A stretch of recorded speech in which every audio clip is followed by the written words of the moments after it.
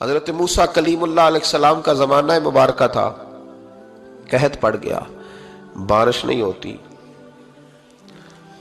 ہم لوگ نا اب تو خیر ہمارے پاکستان میں تو ٹیبل ٹاک ہوتی ہے، ٹاک شو ہوتے ہیں، ہمارے ہاں تو پتہ کیا جاتا ہے کہ بارش ہو کیوں نہیں رہی، پھر اس پہ یہ ہوتا ہے کہ دھواں بڑا چڑھ گیا ہے، حالات بڑے خراب ہیں، فلاں ایسے ہو گیا قحط کا۔ ہم تو اسباب تلاش کرتے رہتے ہیں نا جی، فوق بہت زیادہ ہے، فلاں چیز ایسے ہے، فلاں چیز ایسے، ہم تو یہ تلاش کرتے رہتے ہیں۔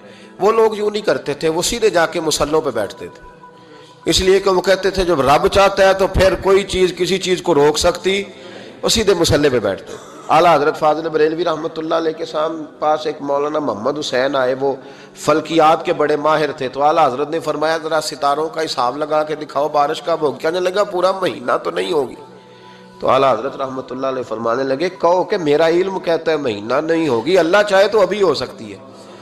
کہنے لگا جی وہ تو ٹھیک ہے پر میرا علم، وہ جیسے روز لوگوں نے پیر نیٹو شہنشاہ صاحب نہیں کھولے ہوتے کہ بارش کب آئے گی، اور اس کی طرف نہ دیکھ، مصلے پہ بیٹھ، مہربانی کر مصلے پہ بیٹھ، اللہ کی بارگاہ میں حاضر ہو، اس سے معافی مانگ، اسے منا تاکہ وہ رحمت کی بارش۔ کہنے لگا جی میرا علم کہتا ہے۔ تو اعلیٰ حضرت فرمانے لگے پھر وہی بات، تو کہے اللہ چاہے تو بارش ابھی، لیکن یہ جو اڑ گئے ہیں نا بیچارے، یہ اڑ ہی گئے ہیں، یہ جہاں الجھ گئے ہیں وہاں یہ لوگ الجھ گئے، اللہ ہمیں الجھنے سے محفوظ فرمائے۔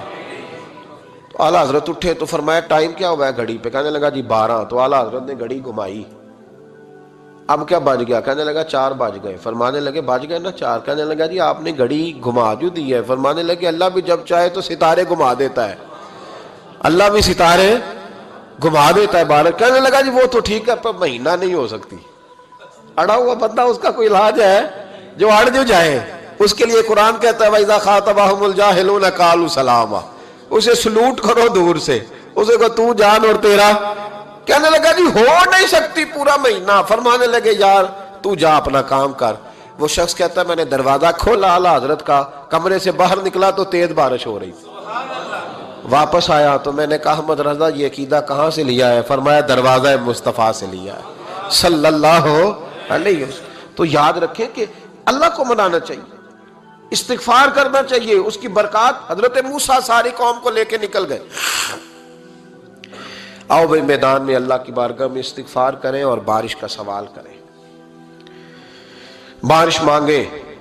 جب باہر نکلے دیر تک دعائیں ہوتی رہیں تو حضرت موسیٰ علیہ السلام کو رب کریم نے وحی فرمائی کہ موسیٰ آپ کی قوم میں نے ایک شخص ہے جس کو 40 سال ہو گئے نافرمانی کرتے، اس نے رب سے صلح نہیں کی۔ کتنے لوگ ہیں؟ ایک، اور 40 سال سے وہ نافرمان ہے، اس کو مجمع سے نکال دو بارش ہو جائے گی۔ اگر ایک گناہ گار کی وجہ سے بارش رک جاتی ہے اور جہاں دروازے کھلے ہوئے ہوں، جہاں تنہائیاں خوفناک ہوں، اور جہاں تباہی اتری ہوئی ہو، اور جہاں لوگ کروڑوں روپیہ مال ہڑپ کر گئے ہوں، اور جہاں علماء کو ہتھ کڑیاں لگا کے ٹھنڈی زمینوں پہ لٹا دیا جائے اور قوم کہہ رہی ہو اچھا ہوا اچھا ہوا، اور لوگ پھبتیاں اڑا رہے ہوں، مذاق کر رہے ہوں، تو پھر اس قوم پہ کس طرح کر کے فضل الہی۔ اور یہ مولوی کا معاملہ نہیں، یہ تو ممبر رسول کا معاملہ ہے۔ میرے مصطفیٰ نے یہ نہیں کہا پیر میرا وارث ہے، حضور نے فرمایا عالم میرے دین کے وارث ہے۔ ہاں حضور نے فرمایا جس نے عالم کے چہرے کا دیدار کیا سمجھے میں نے اپنے نبی کی زیارت کی ہے۔ لیکن یہاں تو خیر یہ عنوان نہیں، ورنہ میں اس پر جاتا ہے۔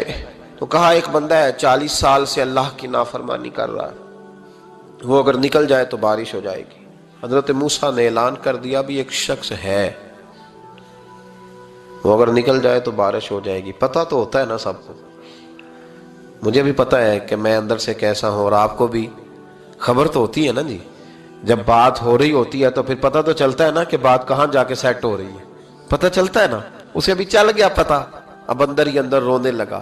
اور دیکھو امام رازی اور امام غزالی دونوں نے لکھا ہے کہ اس درد سے رویا، اس درد سے کہ ادھر والے کو بھی پتہ نہ چل جائے، مجمع کے اندر کھڑا ہے اور ادھر والے کو بھی استغفار، دیکھو ادھر والے کو بھی پتہ نہ چل جائے اور ادھر والے کو بھی کہیں ہجوم میں غم میں بھی توہین نے ضبط غم نہ ہوئی۔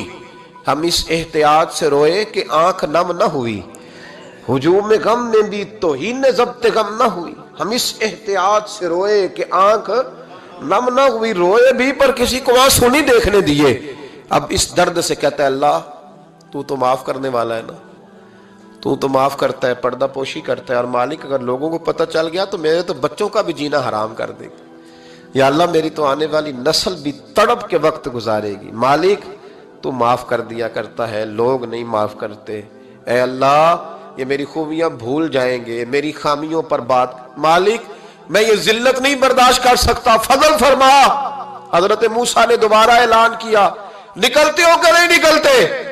پھر تڑپا، خداوندا مجھے بے آبرو نہ کر، یہ ذلت اور رسوائیاں یہ نہیں برداشت ہوتی، اللہ درگزر۔